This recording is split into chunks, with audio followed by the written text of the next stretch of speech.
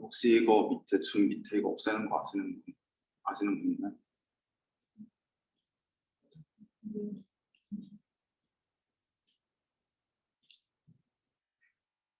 어쩔 수 없나 봅니다.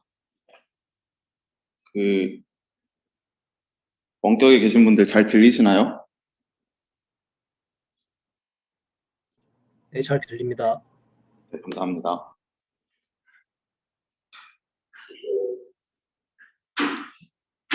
네, 일단 오늘 교수님이 아마 참석 못 하실 수 있다고 하셔서 일단 3시 됐으니까 근데 줌으로 참여하셨네요. 네, 3시 됐으니까 시작하도록 하겠습니다. 네, 저는 오늘 세미나 첫 번째 발표를 맡은 아미랩 석박통합과정 김요왕이라고 하고요. 오늘 제가 발표드릴 논문은 3D Human Motion Model for Robust Force Estimation, 그래서 줄여서 휴머라고 부르는 논문을 발표드리도록 하겠습니다. 어쩌다 보니까 심플 계열 쪽에서 심플이 스타트를 끊고 나서부터 계속 이름을 말이 되게 지어놓고 거기다가 약자를 끼워 맞추는 느낌으로 하고 있는 것 같은데, 어쨌든 이 논문은 휴머라는 논문이고, 네, 오늘은 이걸 발표드리도록 하겠습니다. 이거 휴머 논문은 스탠포드랑 어도비 리서치랑 브라운 대학교에서 진행한 연구고요. 2021년 아카이브에 올라와서 아직은 어디 퍼블리시 되지는 않은 논문입니다. 오늘 발표드릴 순서는 먼저 인트로덕션이랑 이 휴머라는 논문이 가지고 있는 인투이션이 무엇인지 얘기를 드리고, 그다음에 이 휴머를 이해하기 위해서 필요한 사전 지식들을 조금 얘기를 드리려고 합니다. 그리고 휴머라는 것을 이제 어떻게 3D 휴먼 다이나믹스를 모델링 하는지 휴머 모델에 대해서 설명을 드리고, 이 휴머 모델을 학습시킨 뒤에 다운스트림 태스크로 하는 테스트 옵티마이제이션이라는 다운스트림 태스크를 소개해 드리려고 합니다. 그리고 이를 이용한 익스페리먼트들과 결론을 말씀드리면서 발표를 마무리 지을까 싶습니다. 그래서 먼저 인트로덕션과 인투이션부터 말씀을 드리겠습니다.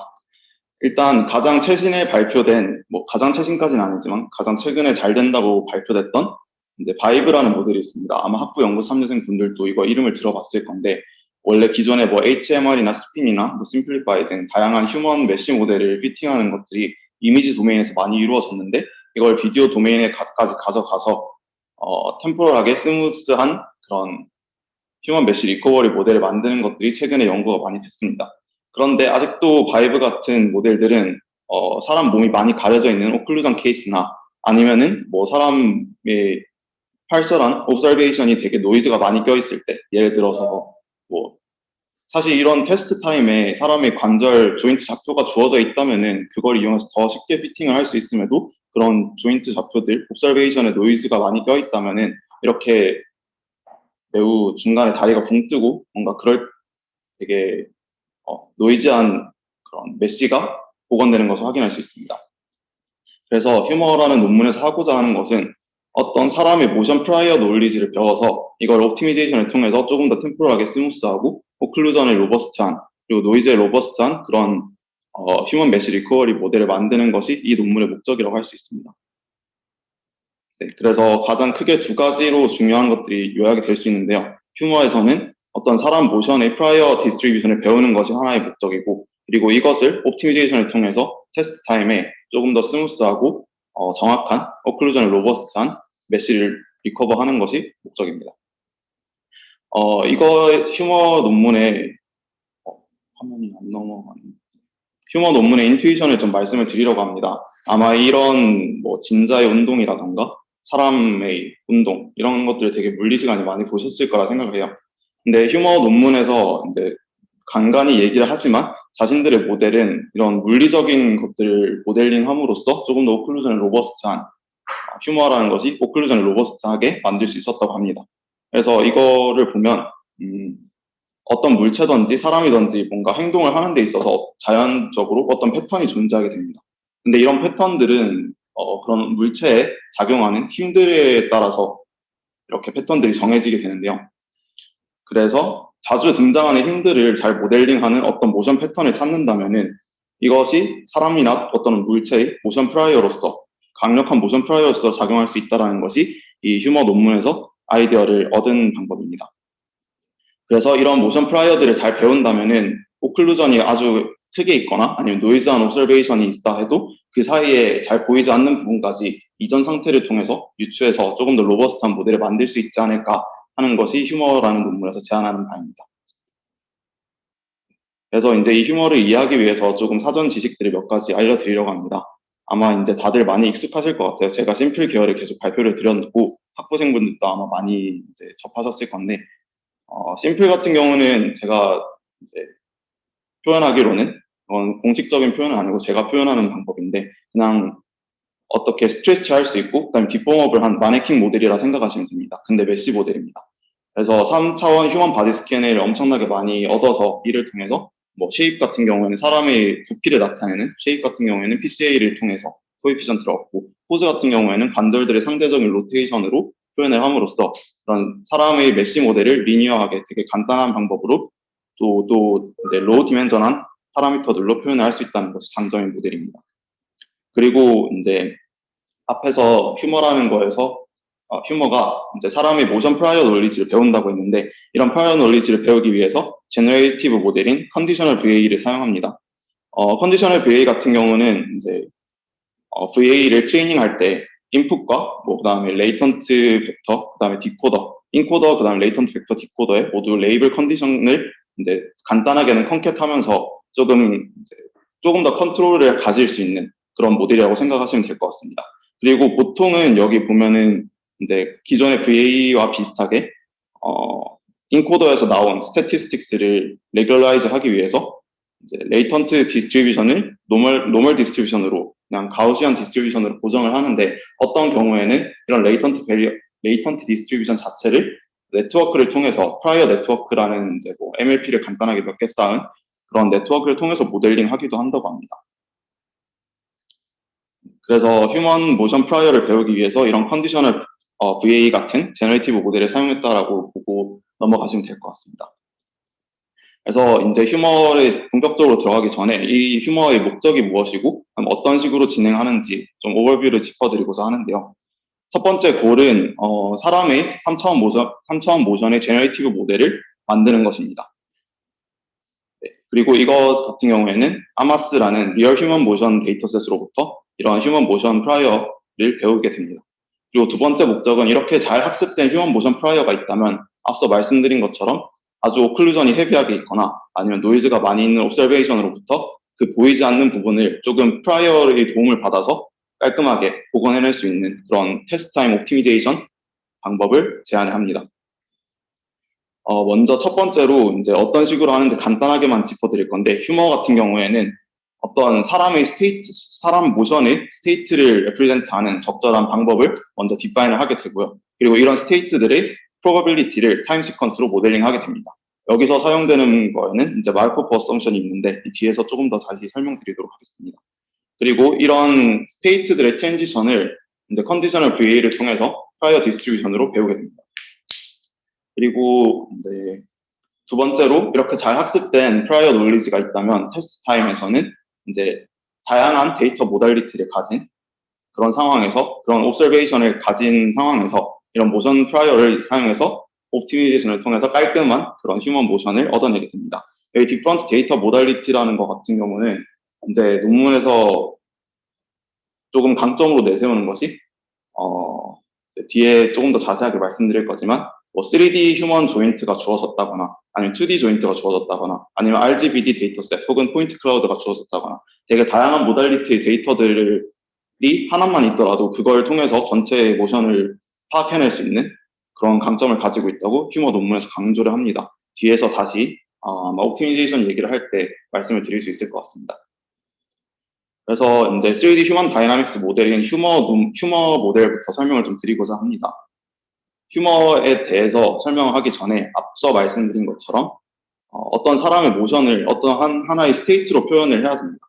그래서 이런 스테이트를 어떻게 정해야 할 것인가, 이것도 되게 큰 컨트리뷰션이라고 생각을 하는데, 기존의 3D 메쉬 같은 경우에는 심플과 비슷하게 뭐 휴먼 바디 쉐입 파라미터, 그 다음에 포즈 파라미터 이런 것들로 로우 디멘전한 파라미터들로 표현을 했는데, 여기서는 그런 이제 파라미터들 외에도 사람이 이제 어느 방향으로 그 쿨디네이트에서 루트 사람의 그 무게 중심이 얼마나 트랜슬레이트 있는지, 그리고 그 루트가 어떤 리니어 벨로시티를 가지고 이동하고 있는지, 그리고 루트가 어느 방향을 바라보고 있는지, 그런 회전을 나타내는 것과, 그리고 그 각 속도는 얼마인지, 그리고 휴먼 바디의 로컬한, 그러니까 팔과 다리 같은 이런 로컬한 조인트들이 서로 어떤 각도를 가지고 있는지. 그래서 이 세타 같은 경우에는 바디 포스 조인트 앵글이라 되어 있는데, 심플의 포스 파라미터가 동일하다고 보시면 됩니다.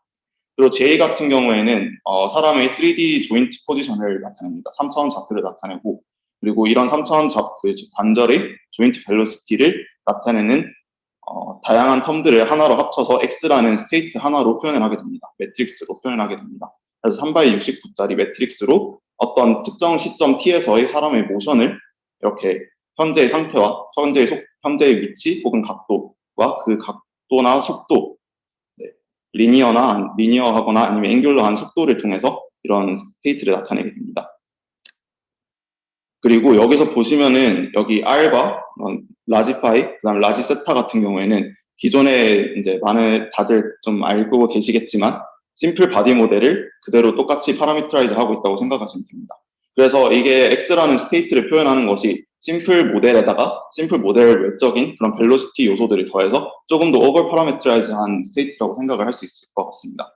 그래서 어떤 스테이트가 하나가 고정이 된다면 거기 스테이트에 존재하는 R, 그 다음에 라지 파이, 라지 세타와 그리고 이 쉐입 파라미터, 임의의 쉐입 파라미터를 통해서 메쉬를 구성할 수 있게 되고, 기존에 심플에서 했던 것처럼 심플로 더 얻어낼 수 있는 조인트, 그 다음에 뭐 3차원 메쉬 벌텍스들을 추가적으로 얻어낼 수 있습니다. 아마 이런 노테이션이 조금 많을 거라서 중간중간에 질문이 있으시면은 바로 해주시면 좋을 것 같아요.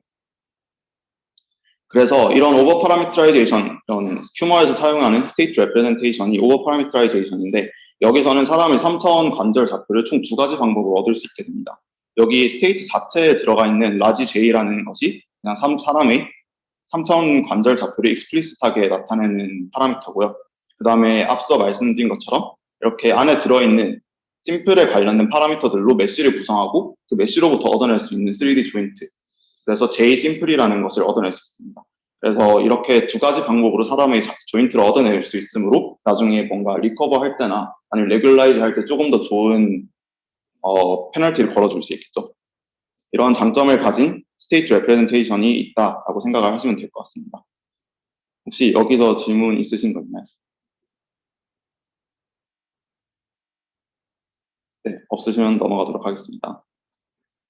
그래서 이제 앞에서 이렇게 X라는 매트릭스로 나타낸 스테이트를 어떤 특정 라지 T라는 시간 동안에 모션 시퀀스가 있다고 하면은 이런 스테이트들의 타임 시퀀스를 프로버빌리티로 다음과 같이 나타낼 수 있습니다. 근데 여기서 조금 가정이 들어가는데요. 아까 전에 마이크로프 어썸션이 들어간다고 했습니다. 그래서 X0라는 처음 스테이트가 주어지고 그 다음 스테이트들을 이제 이거 확률 그냥 조건부 확률로 나눠가지고 계산을 할 수 있는데, 여기서 지금 T라는 타임의 어떤 스테이트는 오직 그 직전의 T-1에서 타임에서의 스테이트에만 영향을 받는다라는 가정을 하게 됩니다. 이거 같은 경우에는 이제 뭐 훨씬 더 이전의 스테이트들로부터 컨디션 받는다라고 할 수는 있지만, 논문에서 밝히기로는 실험적으로 해봤을 때 그렇게 조금 더 컨디션을 많이 주게 되면 오버피팅 되는 경향이 많았고 네트워크도 너무 헤비해졌다라는 말이 좀 있었던 것 같습니다. 그래서 마이크로프 어썸션을 통해서 그냥 직전의 스테이트에만 영향을 받도록 이렇게 모델링 할 수 있다라고 생각을 하시면 될 것 같습니다. 네, 그래서 이렇게 모델링 했을 때의 장점은 뭔가 T-1 타임에서 T 시간에서의 그런 스테이트 트랜지션을 이 P세타라는 게 P세타, XT 기분, XT-1 이 확률이 어떤 사람의 모션의 트랜지션에 얼마나 플러지블한가, 이런 확률을 나타낸다고 볼 수 있고 해석을 할 수가 있고요. 그러면 이런 확률을 배우기 위해서 스테이트의 트랜지션을 배우기 위해서 앞서 말씀드린 그런 컨디셔널 VA를 통해서 이제 이런 디스트리뷰션을 학습을 하게 됩니다. 그래서 이게 아래 그림이 논문에서 제안하는 컨디셔널 VA의 구조입니다. 그래서 휴머에서 사용하는 컨디셔널 VA 같은 경우는 크게 2가지 컴포넌트로 이루어져 있는데요. 먼저 컨디셔널 프라이어 부분이 있습니다. 이거 같은 경우에는 이제 어떤 이전의 스테이트가 주어졌을 때 이전의 스테이트에서 다음 스테이트로 T-1 스테이트에서 T 스테이트로 넘어가기 위해서 어떤 트랜지션이 필요한지를 레이턴트 베리어블 ZT로 모델링한 그런 디스트리뷰션입니다. 그래서 previous state가 주어졌을 때 conditional prior는 이제 latent variable의 latent variable distribution을 모델링한다라고 보시면 될 것 같고, 여기서 이제 보통 VA 같은 경우에는 이 prior를 그냥 미니 0이고 그다음에 코베리언스 매트릭스가 아이덴티티인 그런 유니모달한 가우시안으로 모델링하는데, 여기서는 휴머에서는 이 prior 디스트리뷰션 자체를 런업을하게 두었습니다. 그래서 이 prior 네트워크를 따로 둬서 뭔가 이전 스테이트에 대해서 각각 다른 레이턴트 베리어블을 뱉어낼 수 있도록, 다른 스태티스틱스를 배울 수 있도록 하는데, 그거에 대해서 조금 인투이티브하게 설명을 잘 해준 예시가 논문에 있었어서 좀 가져왔습니다. 그 뒤에 다시 얘기 드릴게요. 그리고 이제 두 번째 중요한 파트는 디코더입니다. 디코더 같은 경우에는 결국 컨디셔널 VA이기 때문에 디코더의 이전 스테이트와 그 다음에 레이턴트 베리어블, 이제 스테이트의 트랜지션을 나타내는 레이턴트 베리어블 G가 주어졌을 때 이 두 개를 가지고 최종 현재 스테이트를, T라는 타임에서의 스테이트를 예측할 수 있는 그런 아웃풋들을 뱉어내게 됩니다. 이제 또 각각을 좀 디테일하게 볼 생각인데요. 먼저 컨디셔널 프라이어부터 얘기를 드리겠습니다. 이제 보통은 이제 미니 0이고 코베리언스 매트릭스가 아이덴티티인 그냥 하나의 가우시안 모델로 디스트리뷰션으로 프라이어를 디자인하지만, 여기서 논문에서는 이제 xt-1이라는 이전 스테이트에 컨디션된 아주 특별한 그런 모션 프라이어를 배우길 원하기 때문에 이것을 뉴럴 네트워크로 디자인해서 조금 더 다양한 프라이어를 배울 수 있도록 이렇게 모델링 했고요. 레이턴트 베리어블 같은 경우에는 48디멘전을 가졌고 xt-1 스테이트에서 t 스테이트로 넘어가는 그런 트랜지션을 모델링하고 있는 레이턴트 베리어블이라고 볼 수 있습니다. 네. 그래서 여기 식을 보면은 이제 뮤 세타, 그다음 여기 프라이어 네트워크에서 뱉어내는 이 디스트리뷰션의 스태티스틱스가 뮤 세타와 그다음 시그마 세타가 있는데, 이것들이 지금 이전 스테이트에 컨디션 돼서 다른 값을 가질 수 있도록 이렇게 네트워크로 모델링 되어 있습니다. 그래서 앞에서 말씀드린 것처럼 이거에 대해서 조금 인투이티브한 예시가 있는데요. 사람이 이제 두 명의 사람이 있는데 공중으로 이렇게 점프하고 있는 사람과 가만히 서 있는 사람이 있다고 치면은 이 상태들을 각각 t-1 스테이트라고 생각하겠습니다. 점프하고 있는 사람이 t-1 스테이트 같은 경우에는 저희가 직관적으로 생각하기에 사람이 공중에 떠 있으면은 당연히 그 다음에 어떤 모션을 취할 건지 예측이 된다라고 생각을 할 수 있어요. 그래서 이런 레이턴트 트랜지션이 사람이 중력의 힘을 받아서 바닥으로 떨어지는 모션을 취하겠죠. 근데 이렇게 가만히 서 있는 사람 같은 경우에는 그 다음에 어떤 행동을 취할지 되게 불확실성이 크잖아요. 그래서 이런 지금 현재 t-1 스테이트에서 다음 스테이트로 가기까지 되게 다양한 경우의 수가 있기 때문에 이런 t-1 스테이트가 주어졌을 때 그거에 컨디션 돼서 이 Z라는 레이턴트 베리어블이 각각 다른 디스트리뷰션을 가져야 된다. 이런 인투이션을 가지고 이런 프라이어 네트워크를 따로 두었다고 생각을 해볼 수 있습니다. 네, 여기까지 괜찮으신가요? 네, 그래서 방금 말씀드렸던 이 사람이 점프하고 있거나 가만히 서 있는 것들, 그리고 점프하고 있을 땐 중력이나 뭐 다양한 공기 저항 이런 힘들을 받아서 그 다음 모션이 비교적 좀 제한되게 되는데, 이런 인투이션이 앞에서 말씀드렸던 물리적인 힘과 모션 그런 것들에 대해서 잘 얘기해주는 예시라고 생각을 할 수 있을 것 같습니다. 그래서 프라이어 네트워크 같은 경우는 현재 이전의 스테이트가 주어졌을 때 이 스테이트를 컨디션으로 그 다음 스테이트를 가기 위해서 어떤 레이턴트 베리어블 디스트리뷰션을 갖는지 그런 것을 배우는 네트워크라고 보시면 될 것 같습니다. 그리고 디코더 같은 경우에는 이제 이전 인풋과 t-1 스테이트와 그다음에 프라이어에서 뱉어낸 이런 레이턴트 트랜지션 베리어블인 Z를 받아서 이제 현재 스테이트를 리컨스트럭션 하는 모델이라고 보면 됩니다. 근데 여기서 조금 특이한 점은 그러니까 xt-1을 받아서 바로 xt를 유추해내는 게 아니라 아웃풋으로 델타라는 것을 뱉어내게 돼 있습니다. 이 델타라는 것은 레지듀얼이라고 생각할 수 있는데, 논문에서 밝히기로는 그냥 다이렉트하게 xt-1을 받아서 xt라는 스테이트 3x69짜리 매트릭스를 다이렉트하게 예측하게 한 것보다 이렇게 어디티브하게 델타라는 레지듀얼을 아웃풋할 수 있도록 만들어 준 것이 훨씬 더 실험에서 좋은 액큐러시를 냈다고 밝혔습니다. 이거에 대한 에벌레이션이 나중에 뒤에 영상으로 아마 나와 있을 거라서 그때 가서 다시 한 번 더 말씀드리겠습니다. 그리고 여기다가 어떠한 랜덤 노이즈를 좀 붙여서 현재 스테이트를 다시 리컨스트럭션 하게 하는 그런 모델입니다. 그리고 여기 이제 스테이트 트랜지션이랑 상관없는 이제 C라는 아웃풋이 하나 더 있는데요. 이거 같은 경우에는 조금 더 물리적으로 컨스트레인트가 걸린 모션을 배우게 하기 위해서 이런 사람의 특정한 조인트들, 왼쪽 오른쪽 발가락이나 무릎, 그다음에 손, 발꿈치 이런 것들이 바닥과 컨택하고 있는지를 판단하는 그런 아웃풋입니다. 이런 컨택 베리어블을 줌으로써 조금 더 물리적으로 컨스트레인이 잘 걸린 피직스 어웨어한 러닝을 할 수 있었다라고 밝혔습니다. 그래서 결국에는 이제 인코더가 이전 스테이트와 t-1 스테이트와 t 스테이트를 두 개를 받아서 이제 어떤 레이턴트 스태티스틱스를 뱉어내고 그리고 이거를 이제 t-1의 컨디션된 프라이어 네트워크로 통해서 이런 프라이어 레이턴트 트랜지션 디스트리뷰션을 배우고 이런 것들을 다 합쳐서 나중에 결국에는 지금 t라는 스테이트를 잘 복원하고 이 스테이트에서 어떤 관절들이 어디 컨택하고 있는지 이런 것까지 복원해내는 컨디셔널 VA라고 생각을 하시면 될 것 같습니다. 네, 그래서 이거 같은 경우는 앞서 전체 T라는 길이의 스테이트 시퀀스가 있을 때 이 시퀀스의 probability를 다음과 같이 적을 수 있다고 했는데요.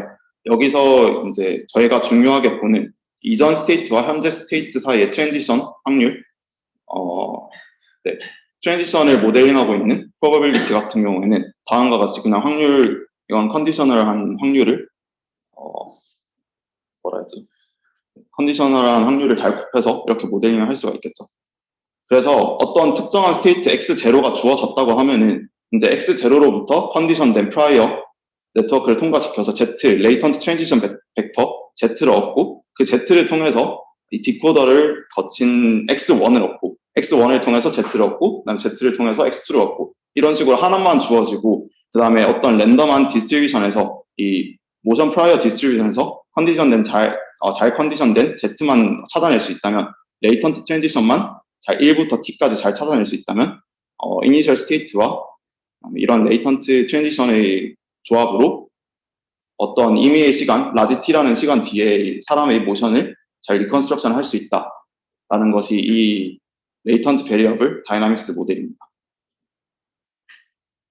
그래서 조금 더 물리적인 직관을 추가하자면 여기서 컨디셔널 프라이어 같은 경우는 앞서 점프하는 사람이 내려오는 방향으로 어떻게 모션이 제한되는 것처럼 그냥 어떤 특정한 스테이트 t-1이 주어졌을 때 그 스테이트에 연관되어 있는 힘들을 모델링하고 있는 파라미터라고 볼 수 있습니다. 레이턴트 베리어블이라고 볼 수 있습니다. 만약에 점프하고 있는 사람이 t-1 스테이트에 있었다 하면 이 ZT라는 것이 공기 저항이나 중력 같은 그런 제너럴한 힘들을 모델링하고 있는 레이턴트 베리어블이라고 생각을 할 수 있습니다.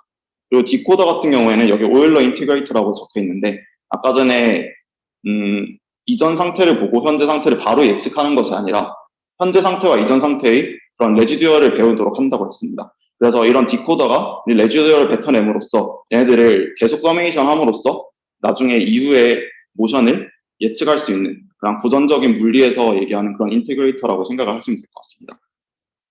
그냥 이 논문을 봤을 때 문제 셋업이나 그런 것도 되게 잘했고 비주얼라이즈도 되게 잘했다고 느꼈는데 좀 제일 좋았다고 느낀 점들이 이런 그냥 쓸 수 있는 프라이어나 디코더 같은 것들을 되게 물리적인 직관으로 잘 연결해서 해석하려고 했던 점이 좋은 것 같습니다.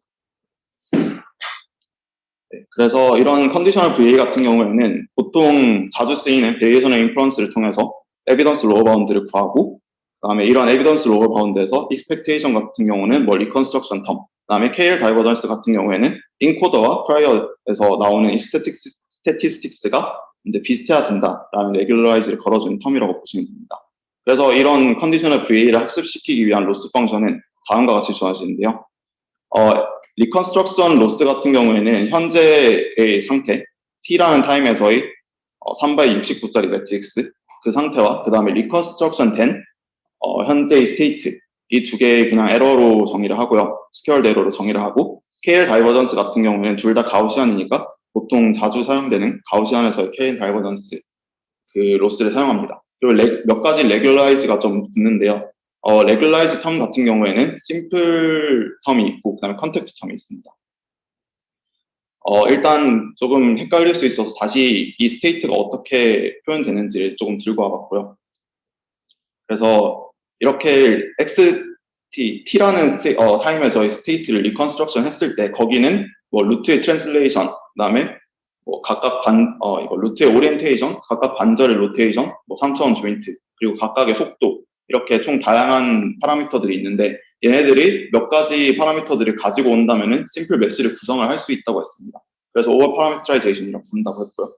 그래서 이렇게 몇 가지 리컨스트럭션 된 트랜슬레이션, 오리엔테이션, 그다음에 뭐 그 조인트의 로테이션, 그리고 어떤 그 베타 이렇게 파라미터들을 구성한다면은 이 리컨스트럭션 된 휴먼 바디의 메쉬를 구성을 할 수가 있게 되겠죠. 그럼 심플에서 저희가 자주 하던 대로 이런 메쉬가 구성되면은 그 메쉬를 통해서 조인트를 얻어내고 그다음에 메쉬의 벌텍스를 얻어낼 수 있게 됩니다.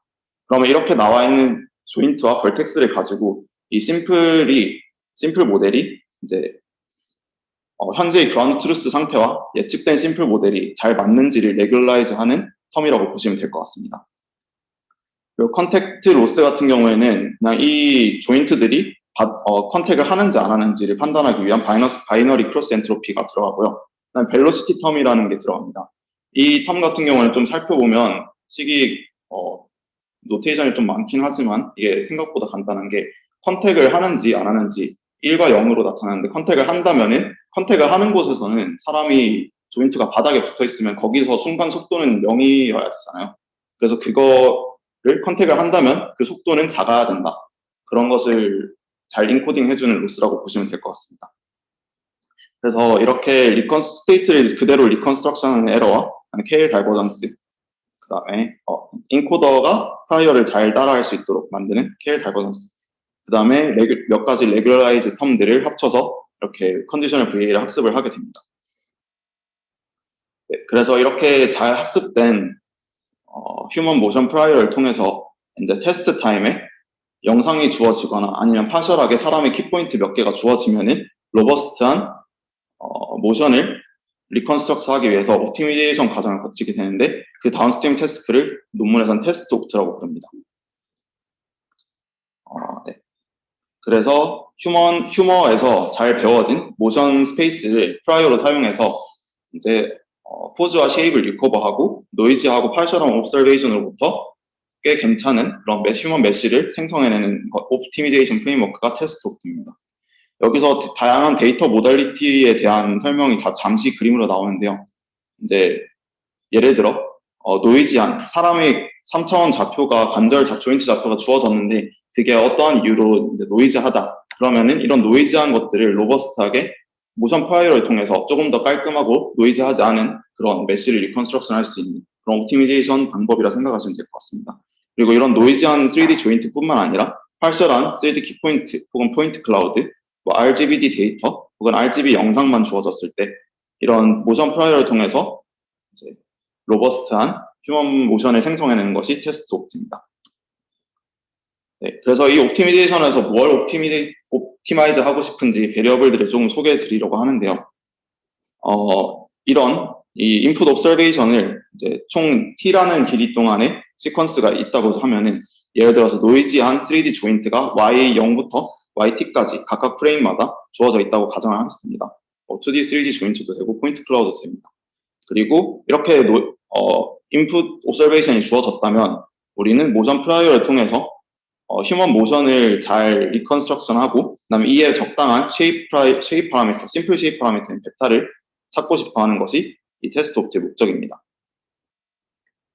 그래서 아까 전에 디코더 단에서 이전 스테이트와 레이턴트 트랜지션 Z가 주어지면은 그것들을 컨디션으로 해서 현재 상태를 에디티브하게 계속 업데이트 한다라고 말씀을 드렸는데 그러면은 이제 초기 상태인 X0와 그 다음에 이 디코더에서 이 스테이트 체인지를 잘 나타낼 수 있는 레이턴트 트랜지션인 Z, 그러니까 이 디스트리뷰션에서 샘플링 된 친구들이겠죠. Z1부터 T라는 타임 스텝 동안에 그런 레이턴트 트랜지션의 시퀀스를 얻는다면은 이 X0에다가 x0에다가 z1을 컨디션해서 x1을 만들고 x1에 z2를 컨디션해서 x2를 만들고 이런 식으로 해서 총 이것만 주어진다면은 전체 t라는 타임 스텝 동안에 모션을 계속 생성을 해낼 수가 있게 됩니다. 그리고 여기서 추가적으로 이제 우리가 이런 걸 모델링하는 이런 휴먼 바디의 좌표나 이런 속도 같은 것들을 모델링하는 프레임과 이제 실제 데이터셋에서 존재하는 그런 쿨디니 프레임이 다르기 때문에 이를 조금 맞춰줄 수 있는 그라운드 플레인이라는 베리어블이 존재하고요. 이거 같은 경우는 그냥 바닥 그라운드 플레인의 노멀 벡터라고 생각을 하시면 됩니다. 이 부분에 대한 내용은 되게 설명이 길어져가지고 어펜딕스에도 한 두세 페이지로 나와 있더라고요. 그래서 이런 것들 이런 환경적인 것들을 맞춰줄 수 있는 베리어블이 존재한다 정도로 말씀드리고 넘어가도록 하겠습니다. 그래서 결국에는 테스트 옵트에서 하고자 하는 거는 이런 인풋 옵서베이션이 팔셜하게 주어졌을 때 모션 프라이어를 통해서 잘 학습된 모션 프라이어를 통해서 사람의 쉐입 파라미터, 그다음에 이니셜 스테이트, 그다음에 레이턴트 트랜지션, 그리고 그라운드 플레인 이 네 가지 베리어블을 옵티마이즈 하는 것이 테스트 옵티미제이션의 목적입니다. 그렇게 했을 경우에는 어떤 의미의 x0에서부터 x 라지 t까지의 휴먼 모션을 잘 리커버 할 수 있다라는 것이 테스트 옵트에서 하고자 하는 것입니다. 혹시 질문 있으신가요? 델타 세타. 네. 델타 세타가 이제 디코더에서 보면 지금 이전 상태와 그다음에 여기서 샘플된 레이턴트 트랜지션 이걸 받아서 이 다음 스텝으로 갈 때 스테이트가 얼마나 바뀌는지를 에디티브하게 현재 상태와 이전 상태의 레지듀얼을 표현하는 거라고 생각하시면 될 것 같습니다. 델타란 말. 아웃풋이라고. 네, 디코더 아웃풋인데 디코더 아웃풋이 현재 스테이트를 그대로 그냥 매트릭스를 통째로 하는 게 아니라 이제 이전 상태에서 현재 상태까지 레지듀얼을 뱉어낸다고 생각하시면 돼요. 이게 제가 잘 지금 공부하고 있지만 그 제너러티브 모델에서 스코어 베이스 모델일 때 이게 저폴로 그다음 스텝이 겁니다. 아까 말했던 물리적인 다이나믹스랑 가까운 게 강제민 다이나믹스 뭐 해가지고 제너러티브 모델링을 좀 하더라고요. 확률 이렇게 할 때. 그래서 혹시 그 부분에도 그런 물리적인 다이나믹스를 얘기할 때 그런 랑제빈 다이나믹스 이런 얘기를 하던가요? 그런 구체적인 이름은 없었었던 것 같아요. 여기서 그냥 이렇게 어디티브하게 모션을 계속 업데이트 해줄 수 있는 게 고전 물리학에서 다루는 오일러 인테그레이터와 유사하다 이런 정도만 얘기를 했던 것 같습니다. 그러니까 현재 벡터에서 뭐 이런 레이턴트 벡터를 더해주면 다른 벡터가 생성된다. 그래서 그 레지듀얼을 계속 찾아내는 것이 디코더가 하는 역할이다라는 정도로만 얘기가 나왔던 것 같습니다. 그리고 KL 다이버전스 같은 경우에는 그 이제 평균이랑 시그마만 이제 비교하는 거 말하는 거죠. 네, 맞습니다. 인코더에서 뱉어내는 이 시그마, U랑 시그마랑 프라이어에서 뱉어내는 U랑 시그마가 둘 다 가우시안을 상정하고 있기 때문에 이것들만 가지고 비교를 한다고 생각하시면 됩니다. 그리고 이 프라이어 같은 경우에도 이전에 보통의 VA 같은 경우에는 이제 민이 0이고 코베런스가 아이덴티티인 그런 걸로 모델링 한다라고 했는데 여기선 네트워크를 따로 뒀다고 했잖아요. 그래서 이 네트워크가 처음에 이 파이어를 잘 예측을 하지 못하면 처음부터 학습이 아예 꼬여버릴 수 있어서 이런 걸 방지하기 위해서 안닐링이나 웨이트 안닐링이나 아니면 스케줄 샘플링이라는 걸 좀 사용을 하더라고요. 근데 그거 자체만 내용이 좀 너무 많아서 잠시 설명을 뺐는데 일단은 그렇게 해서 풀 모델과 그 다음에 기존 VA처럼 간단한 프라이어 디스트리뷰션을 가지고 에블레이션한 결과도 나중에 나와 있어서 아마 퀄리티티브하게 좀 보여드릴 수 있을 것 같습니다. 논문에서는 그렇게 스탠다드한 프라이어인 간단한 가우시안, 유니모델 가우시안을 썼을 때 레이턴트, 이 X 이전 상태에 컨디션된 레이턴트 트랜지션을 배우기에 좀 뭔가 부족했다, insufficient하다고 표현을 했더라고요. 그래서 네트워크에 따로 둬서 이게 제 기억으로는 한 MLP 4개 정도 쌓아가지고 했던 걸로 기억하는데 네. 그렇게 학습시킨 프라이어가 조금 더 이전 스테이트에 컨디션된 레이턴트 트랜지션을 배우기에 용이했다 이렇게 얘기를 했던 것 같습니다. 네, 또 질문 있으신가요? 네, 질문. 제대로 이해를 못한 것 같긴 한데 인풋으로 이미지 시퀀스가 들어가면 1주부터 10주까지 이미지 시퀀스를 넣어주면 그 시퀀스에 각각에 알맞는 지금 스테이트를 정의를 해주기 위해서 필요한 R이나 세타나 J나 이런 값들을 다 계산을 해주는 건가요? 아니면 정답을 같이 넣어주는? 일단은 지금 얘기하는 테스트 옵트에서는 이미지라는 그런 특정한 데이터들을 사용하는데 여기서는 데이터셋에 저희가 모션 캡처 데이터셋들의 이런 조인트 위치라던가 아니면 이런 루트 트랜슬레이션, 뭐 오리엔테이션 이런 것들을 다 얻어낼 수 있거든요. 데이터셋에서. 그래서 그렇게 데이터셋으로 여기 같은 이런 휴머 컨디셔널 VA를 학습시킬 때는 이미지가 사용되지 않습니다. 이미지가 사용되지 않고 그 이미지에서 얻어낸 그냥 사람의 이 스테이트 3x 69짜리 매트릭스만 가지고 이제 각각의 타임 시퀀스마다 t-1에서의 스테이트, 그다음에 현재 스테이트의 정답 이걸 두 개를 컨캐드해서 같이 인코딩 하고요.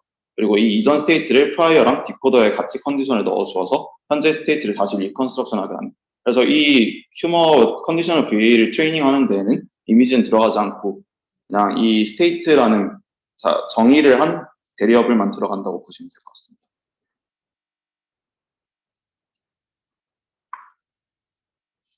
네, 질문. 일단 이름 말해야 돼. 앞으로 질문하시는 학부생들은 이름 말씀해 주시면 감사하겠습니다. 연천학생 양재수라고 하고요. 이분은 네, 사진에서 어떤 피직스 관련해서 파라미터가 들어간다 했는데, 네. 사진이 경사면을 찍었을 때는 혹시 그 중력의 방향까지 이렇게 다 고려를 해주는 건가요? 아니면은 무조건 사진에서 바다 그라운드가 아래쪽을 향하도록 사진을 찍어야 하는 건가요? 좀 궁금해가지고. 일단 이 베리에이션 오토 인코더를 학습할 때는 이미지랑은 전혀 상관이 없고요. 그래서 그냥 이미 그런 영상식 모션 캡처 데이터셋들에서 되게 다양한 모션들이 있을 거잖아요. 사람의 관절 각도가 되게 다양할 거고 그런 것들에 대해서 일단은 제한 없이 다 학습을 하고 테스트 타임에 이런 이미지에서 그걸 피팅을 할 때 경사면이 있더라도 얘네들이 옵티미제이션을 통해서 그 경사면의 기울기를 찾아내고 그 경사면 기울기에 맞는 휴먼 그거에 상대적인 휴먼의 뭐 조인트 로테이션이라던가 그걸 찾아낼 수 있도록 옵티미제이션 과정을 꽤 오랫동안 거치거든요.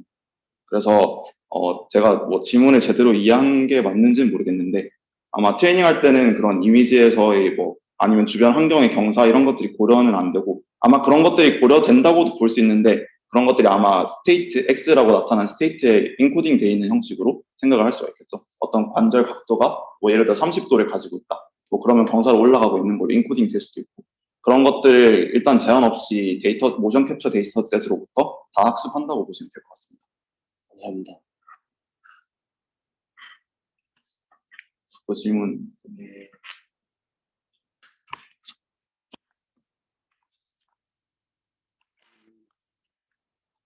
테스트 단계에서 아까 그 모델이랑 똑같이 구성이 되는 건가요? 그러니까 T-1은 내가 예측했던 스테이트고 이제 보정하고자 하는 게 XT가 되는 건가요?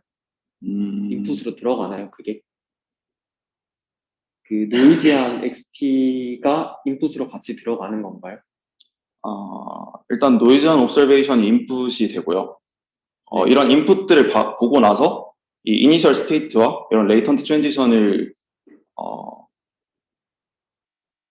주어지는 건 아니고 이건 옵티미제이션을 통해서 찾아낸다고 보시면 될 것 같습니다. 아마 이게 X0라는 이니셜 스테이트를 또 논문의 설명이 너무 다른 내용이 많아서 잠시 뺐는데 이니셜 스테이트를 또 따로 가우시안 믹스처 모델로 모델링을 하거든요. 총 12개의 K 공오리를 가진 가우시안 믹스처 모델로 설정을 해서 아마 이런 파셜한 인풋이 주어졌을 때 그 이니셜 스테이트의 디스트리뷰션에서 하나를 그냥 고정해서 일단 설정을 한 다음에 그 설정된 값으로부터 옵티미제이션 과정을 통해서 이니셜 스테이트를 계속 고정해 나가는 식으로 생각을 하시면 될 것 같습니다.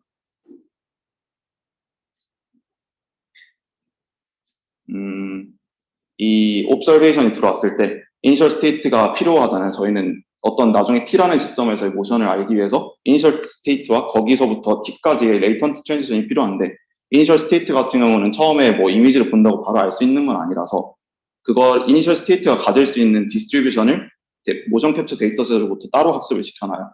그거에 대한 설명을 제가 앞에서 안 했었고 내용이 일단 방대해서 뺐는데 그거 같은 경우는 똑같은 데이터셋으로 똑같은 아마스라는 모션 캡처 데이터셋으로부터 이 이니셜 스테이트가 가질 수 있는 그 디스트리뷰션을 그냥 EM 방식으로 가우시안 믹스처 모델을 학습을 하고 거기서 아마 샘플링을 해서 이니셜 스테이트를 처음에 하나를 먼저 뽑고 옵서베이션에 맞춰서 이니셜 스테이트를 계속 옵티미제이션 동안 업데이트하는 식으로 진행이 된다고 보시면 될 것 같습니다. 그래서 옵티미제이션이 다 되고 난 다음에는 이 영상이나 이 옵서베이션에 가장 잘 맞는 이니셜 스테이트를 하나를 찾아내게 되는 거고 그럼 그 이니셜 스테이트가 주어지면은 여기서 레이턴트 트랜지션도 옵티마이즈가 됐다면 얘네들 계속 더하는 방식으로 디코더에 통과시키고 계속 더해나가는 방식으로 나중에 모션을 수정하게 되는 방식이라고 보면 될 것 같습니다.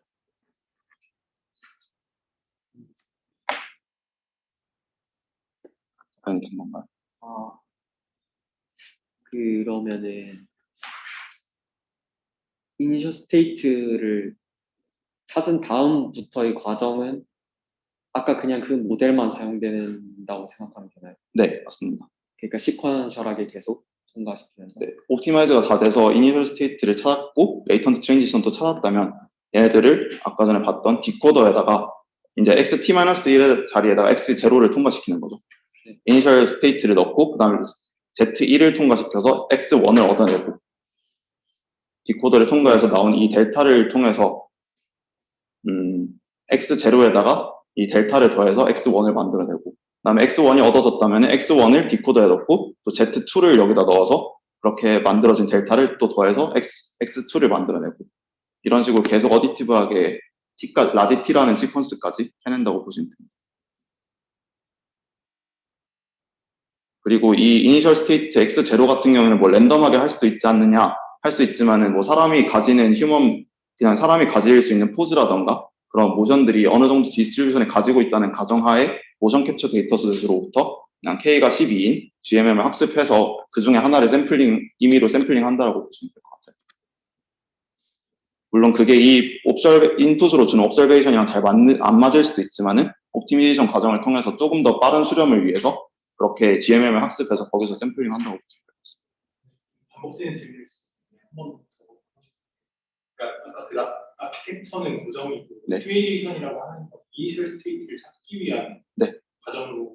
네, 맞습니다. 그래서 이거를 좀 별개로 보면 좋을 것 같아요. 이거는 앞에서 봤던 베리에이션 오토인코더 부분은 프라이어 디스트리뷰션과 디코더를 학습하기 위한 제너레이티브 모델링을 위한 부분이고 이렇게 잘 학습이 됐다면은 이런 프라이어와 디코더를 가지고 이니셜 스테이트만 잘 찾고 레이턴트 트랜지션 Z만 잘 찾는다면은 어떤 옵서베이션으로부터 그냥 롱텀 모션을 계속 생성해낼 수 있다. 옵티미제이션을 통해서 업비팅할 수 있다라는 게 이 다운스트림 테스트에서 하고자 하는 거라고 생각하시면 될 것 같습니다.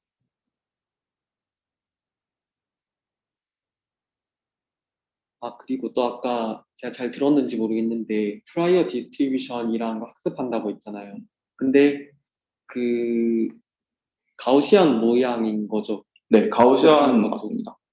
가우시안은 맞는데 이제 네. 그냥 N0I 그 기본적으로 쓰는 아니다, 그거 유니모달 그런 가우시안은 아니고 그냥 인풋으로 들어간 이전 스테이트의 컨디션은 각각의 가우시안이 다 따로 있다고 보시면 될 것 같습니다.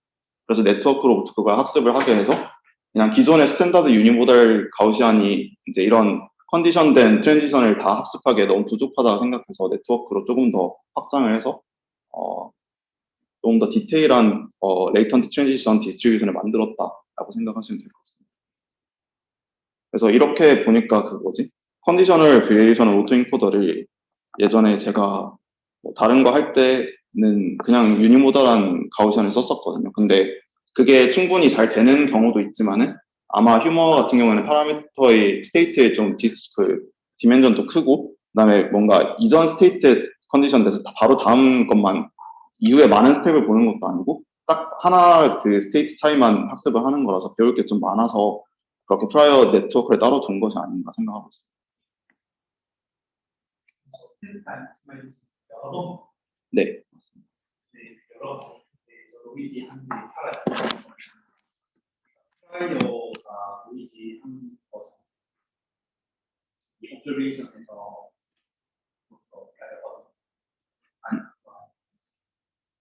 X0는 이제 이니셜 스테이트로 얻어냈다고 했는데 그 G1 같은 경우는 뭐 이런 걸 없었던 했는지 아마 이런 옵티마이즈 하는 베리어블들이 아마 이니셜라이즈 하는 부분이 있었던 걸로 기억하거든요. 근데 그게 정확히 어떻게 이니셜라이즈 됐는지는 제가 조금 놓친 것 같은데, 뭔가 어떤 거 하나로 이니셜라이즈를 하고, 그걸 계속 이 총 4개의 베리어블에 대해서 계속 옵티마이즈를 해서 나중에 가장 최적의 그런 Z 트랜지션을, 시퀀스를 찾아내는 것으로 알고 있습니다. 그래서, 네. 이렇게 노이즈하거나 파셜한 애들을 가지고 옵티마이즈를 통해서 그냥 얘네가 가려진 부분이나 이런 것들에도 모션 프라이어에 따르면 그냥 이것이 가장 그럴듯할 것이다 하는 것들을 계속 찾아내는 옵티마이즈 과정이라고 생각하시면 될 것 같습니다. 질문이 한 개 더 있는데 네. 아까 그 모델에서 트레이닝 타임에 넣어주는 컴퓨터에서 넣어주는 XT는 정답인 거죠? 네, 정답 맞습니다. 그 아까 저 프라이어 디스트리뷰션을 만든 이유에 대해서 제 저자들의 입장을 설명할 때 약간 T-1에서 그 컨디션을 통해서 뭔가를 하려고 하는 건데, 뭔가 제 느낌은 어땠냐면, 만약에 노멀 디스트리뷰션으로 그냥 있었다고 하면은 정답을 넣어서 학습시키는 건데, 그 모델을 디자인하기에 따라서는 이 컨스트럭션이 그냥 트리비얼하게 일어났을 수 있다. 그러니까 그러니까 XT가 그냥 그대로 나와버려서 T-1에서 컨디션이 충분히 잘 안 걸리니까 약간 프라이어를 도입했다는, 프라이어 네트워크를 도입했다라고 생각을. 배워야 될 게 이제 너무 많기보다는 오히려 너무 쉬워서 그래서 T-1에 대한 컨디션을 디스트리뷰션 자체를 이제 바꿔버려가지고 정답 XT가 들어가도 XT를 그대로 예측할 수는 없게, 예측하기 어렵게 만든 것 같다는 거였어요.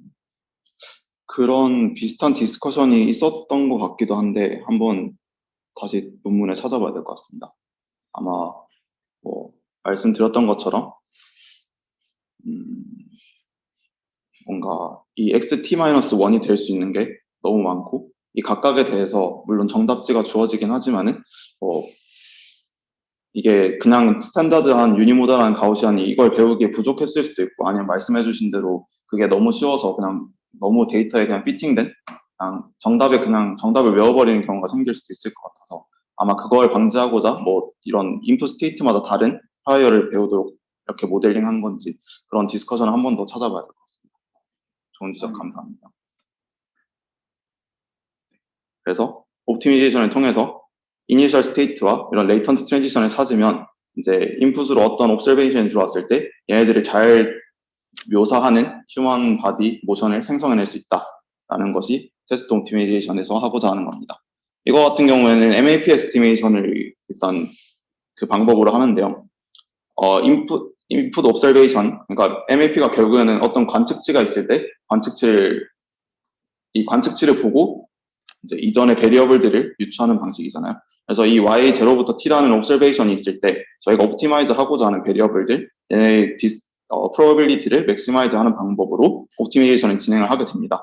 이거의 자세한 유도 같은 경우에는 어펜딕스에 잘 나와 있고, 이거를 잘 정리해보면은 다양한 이런 로스 에너지 텀으로 이렇게 계산이 됩니다. 이렇게 정리가 되고요. 이 옵티미제이션 같은 경우에는 3초의 RGB 비디오를 하나 모션 시퀀스를 옵티마이즈 하는데 5.5분 정도가 걸렸다고 합니다. 이게 근데 다른 베이스라인이 어느 정도 걸리는지를 제가 조사를 못 해봐가지고 이게 뭐 과연 빠른 건지 이런 것들은 잘 모르겠는데, 어쨌든 이렇게 하나의 RGB 이미 비디오에 대해서 이 정도의 시간이 걸린다고 하고요. 일단 여기서 이런 식으로 로그 라이클리우드나 뭐 이런 것들이 있는데, 데이터 텀 같은 경우는 데이터 모달리티 디펜던트한 텀입니다. 그래서 인풋 옵저베이션이 뭐 3D 조인트인지 2D 조인트인지 3D 포인트 클라우드인지에 따라서 데이터를 리컨스트럭션 하는 이런 에러를 통해서 이런 옵티마이즈를 하는 오브젝티브를 하나 얻을 수 있고요. 그 다음에 휴머에서 이제 잘 학습된 프라이어를 가지고 왔을 때 이런 이전 xt-1이라는 이전 상태가 주어졌을 때 얘네가 추정하는 레이턴트 트랜지션 z가 우리가 학습해놓은 휴머라는 디스트리뷰션에 잘 맞는지, 그 중심부에 잘 있는지, 그런 것들을 그냥 네거티브 로그 라이클리후드로 모델링한 에너지 텀이라고 생각하시면 될 것 같습니다. 그리고 이니셜 스테이트 같은 경우에는 이제 처음에 한번 이니셜라이즈된 x0가 기존에 기학습해놓은 GMM으로 기학습해놓은 이니셜 스테이트 디스트리뷰션으로 x0의 디스트리뷰션에 민에 가깝게 가 있는지, 그걸 또 네거티브 로그 라이클리후드로 패널라이즈 해주는 텀이라고 보시면 될 것 같습니다. 이런 뭐 이니셜 스테이트나 휴머에서 얻어낸 Z 트랜지션 이런 프라이어 텀 외에도 뭐 아까 전에 말씀드렸던 그라운드의 노멀 벡터라든지 아니면 휴머의 쉐입 파라미터 같은 것들도 옵티마이즈 할 수 있는 좀 레귤라이즈 텀들이 존재를 하고요. 이런 옵티마이즈 오브젝티브를 통해서 이제 옵티마이즈를 하면은 좋은 결과를 얻어낼 수 있다고 합니다. 이제 그 결과들을 조금 보여드리고 발표를 마무리할까 싶습니다. 그래서 데이터셋 같은 경우에는 이제 휴먼 모션 캡처 데이터셋을 주로 사용했고요. 아마스 데이터셋 같은 경우에는 이제 3D 모션 캡처 데이터셋인데 여기 심플의 쉐입이나 포스 파라미터들까지 존재하는 데이터셋이라고 보면 될 것 같습니다. 그리고 뭐 i3DB나 프록스 같은 경우에는 인도어 씬에서 사람이 오클루전이 많은 상태에서 사람의 뭐 바디 포즈라든가 심플 메시 파라미터들 이런 것들이 제공되는 데이터셋이고요.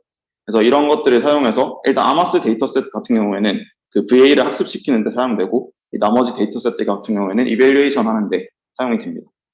그래서 실험에서는 이런 결국에 휴머가 이제 VA를 통해서 학습이 됐기 때문에 잘 적당히 샘플링 한다면은 다양한 뭐 모션 시퀀스를 만들어낼 수 있어야 한다. 그래서 이 제너레이티브한 측면을 먼저 검증을 하고요. 그다음에 테스트 옵티마이제이션에서 이 옵티미제이션이 과연 효과가 있는가. 그러니까 그리고 학습한 휴머 디스트리뷰션이 모션 프라이어로서 좋은 역할을 하는지를 보여주는 실험들을 진행을 합니다. 그래서 먼저 이 휴머의 제너레이티브한 성능을 평가하기 위해서 이런 세 가지 지표들을 도입을 하는데요. 이 세 가지 지표 같은 경우에는 잘 리컨스트럭션 하는지, 일단 잘 리컨스트럭션 하는지를 평가하는 측면이 이 ADE와 FDE가 있습니다. 이거 같은 경우에는 이제 전체 시퀀스에서 조인트 에러가 평균적으로 얼마나 나는지, 그 다음에 최종적으로 마지막 스텝에서 조인트 에러가 평균적으로 얼마나 나는지를 평가한 지표라고 보시면 되고, 이런 수치들은 조인트 에러기 때문에 낮을수록 좀 더 좋다고 보시면 됩니다. 그리고 다이버시티, 이제 제너레이티브한 성능을 평가하기 위해서 다이버시티 매트릭을 도입을 했는데, 이 APD라는 지표 자체는 이제 어떤 이제 다양한 샘플을 뽑아서 그 샘플들이 조인트가 얼마나 잘 떨어져 있는 정도를 민 조인트 디스턴스를 다이버시티의 그런 지표로 본인들이 사용을 하겠다고 합니다. 그래서 MVA라는 베이스라인이 하나가 있는데 얘 같은 경우는 메시를 리컨스트럭션 하는 건 아니고 이제 휴머랑 비슷한 방법으로 스켈레톤의 그런 모션을 생성해내는 베이스라인이라고 보시면 됩니다. 그래서 하나의 베이스라인보다 좋은 성능을 얻어냈고 또 퀄이라고 붙은 거는 조금 더 좋은 조인트 레프레젠테이션, 조인트 어노테이션을 조금 더 좋은 걸 사용했다라고 보시면 됩니다.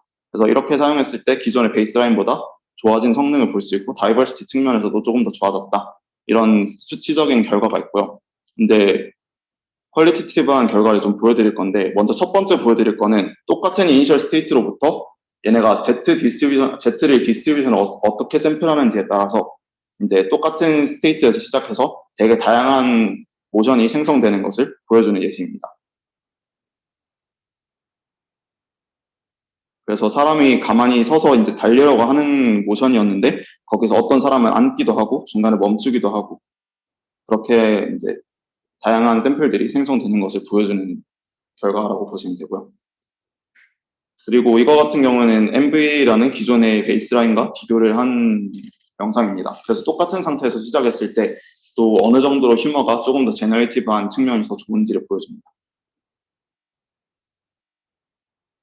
이거는 조금 몇 스텝 안 가고 나서부터 조금 부자연스러운 동작이 나온다라고 이제 내레이션에서 설명을 하는데요. 공중에 막 이렇게 뜨고 그렇게 하는 모습을 볼 수 있습니다. 네, 근데 그에 반면에서 그리고 계속 서 있고 뭐 공중에 뜨고 이러는데 휴머 같은 경우에는 뭐 자리에 앉았기도 하고 달리다가 자리에 앉기도 하고 이런 식으로 조금 더 다이버스한 샘플들을 잘 만들어낸다라는 측면에서 이제 제너레이티브 모델로서 좋은 성능을 가지고 있다를 보여주고 있습니다. 그리고 테스트 옵티미제이션이 효과적인 프라이어로 작용을 하는지, 오클루전 핸들링에 좋은 효과를 줄 수 있는지를 보여주는 실험들이 있는데, 이 실험 같은 경우에는 퀄리티티브한 결과들만 조금 보여드리고 넘어가도록 하겠습니다. 일단은 3D 옵서베이션 이제 종류 몇 가지를 통해서 얘네가 로버스트한지를 보여주고 있는데요. 이제 하반신은 관측되지 않았고 상반신에 있는 몇 가지 키포인트들로부터 나머지 하반신까지 제너레이션 해내는 방법입니다. 그리고 다른 뭐 베이스라인들과 비교를 하는데 이쪽에서 강조하는 부분들이 있으니까 그걸 위주로 조금 잘 봐주시면 될 것 같습니다. 이게 여기서 보면은 다리가 막 벌어지는 정도라든지 팔은 비슷비슷한 것 같은데 팔은 어차피 옵서베이션이 다 보이니까 근데 하반신 보이지 않던 하반신 같은 경우에는 다리가 벌어지는 정도라든지 이런 것들에서 휴머가 조금 더 잘 된다라는 측면을 강조하고 있었던 것 같고요.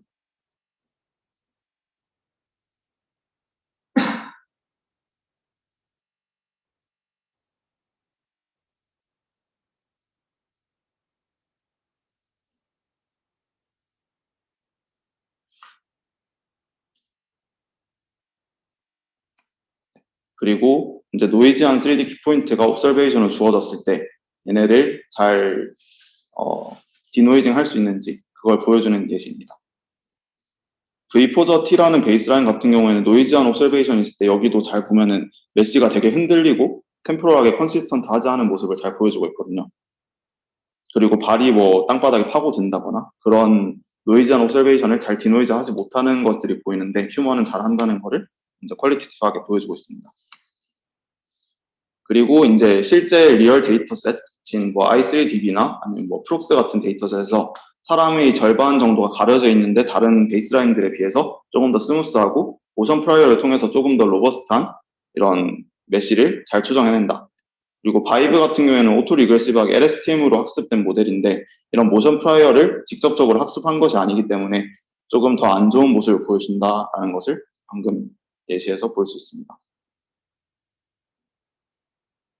바이브 같은 경우는 땅바닥으로 들어가고 막 이런 것들이 보이는데 휴머 같은 경우에는 의자에 앉아 있는 것들 그리고 뭐 발이 땅바닥에 잘 컨택하고 있는 것들을 잘 예측하는 걸 볼 수 있습니다. 그리고 여기 보면은 스켈레톤에 빨간색 불이 들어오는 게 이게 어떤 그라운드와 컨택을 하고 있다라는 거를 예측한 결과거든요. 그래서 사람이 무게 중심을 옮길 때마다 컨택한 것들이 잘 이동하고 그다음에 이것도 보이지 않는데 하반신 전체가 보이지 않는데 발이 컨택하고 있을 것이다 라는 것을 이전 상태로부터 추정을 해서 이렇게 비주얼라이즈 해주고 있는 모습입니다. 그리고 이제 에블레이션 결과인데요. 아까 전에 제가 현재 스테이트를 다이렉트하게 추정하는 것보다 에디티브하게 델타라는 것을 추정하게 함으로써 조금 더 좋은 성능이 나온다고 했었던 것 같은데 그거를 이제 보여주는 예시입니다. 노델타 부분을 잘 보시면 되는데요. 여기 노델타 부분을 보면은 땅바닥에 그냥 들어가거나 아니면 이렇게 발이 실제 사람의 움직임과 다르게 되게 흐느적거리는 것들이 많거든요. 그래서 이런 델타를 둠으로써 레지듀얼을 학습하게 하는 것이 조금 더 물리적으로도 직관적이고 성능적으로도 좋은 결과를 냈다. 그걸 보여주고 여기 스탠다드 프라이어라고 하는 부분은 이제 VA를 학습할 때 프라이어 디스트리뷰션을 그냥 유니모달한 가우시안 프라이어 하나로만 두었을 때의 결과입니다.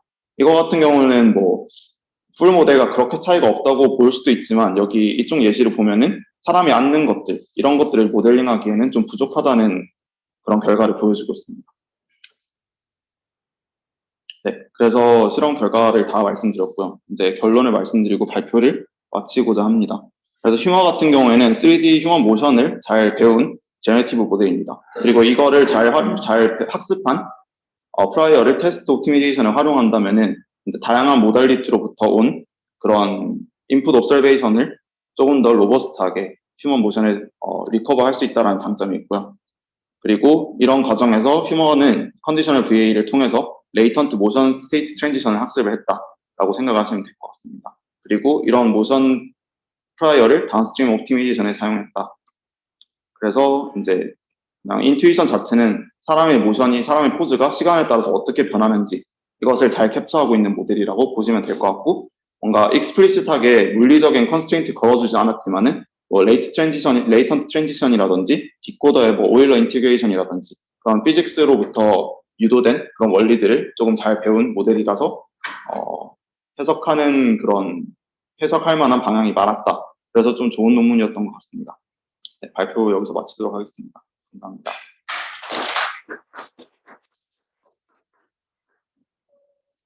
자, 질문 더 있으신 분 있나요?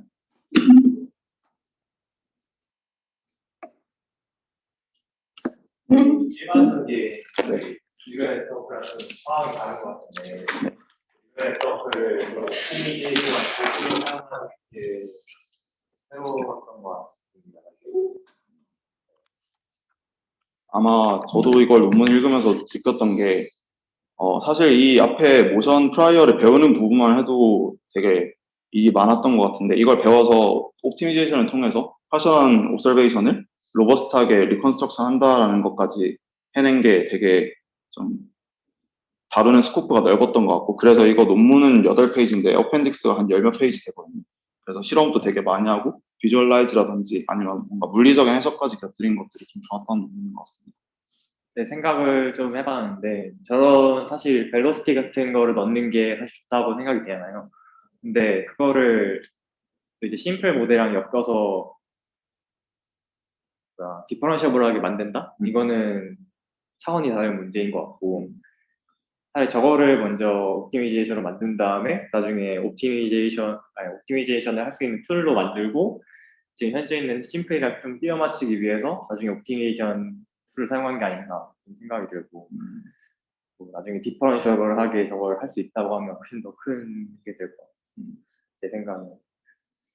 맞아요. 지금은 디스트리뷰션을 배우는 거랑 그 뒤에 옵티미제이션이랑 아예 분리가 돼서 이게 뭐 한 번에 그냥 되는 건 아니라서 이거를 뭐 나중에 옵티미제이션을 디퍼런셔블하게 합친다든지 아니면은 이거 지금 업섬션이 엄청 많이 들어갔거든요. 여기 뭐 인도어스인 업섬션도 들어가고 카메라도 스태틱 해야 되고 이런 것들이 되게 업섬션이 많이 들어가는데 이런 것들을 좀 해결하는 것도 확장 방향이 되지 않을까 싶습니다. 근데 오히려 이렇게 분리되어 있기 때문에 그 최고 앞부분은 무슨 제너레이션 그냥 그 툴로 써서 뭐 씬에 이렇게 올린다든지 그런 식으로 활용을 하기에는 이게 더 좋을 것 같다는 생각도 듭니다. 뭔가 그냥 이 비디오 시퀀스에서 휴먼 메쉬 리커버 하는 게 이렇게 프라이어 디스트리뷰션을 배워서 하는 방법이 처음이었던 것 같은데 문제 정의라던가 그리고 말씀해주신 대로 그걸 좀 분리함으로써 태스크를 나눠서 조금 얘기할 것도 많아지는 그런 느낌도 있고 제너레이션 쪽인 성능도 강조할 수 있고 옵티미제이션 쪽 성능도 강조할 수 있어서 좀 그렇게 잘 전략적으로 하는 게 아닌가라는 생각도 좀 드는 것 같습니다. 네, 제가 혼자 시간을 너무 많이 쓴 것 같은데 이제 그만하도록 할까요?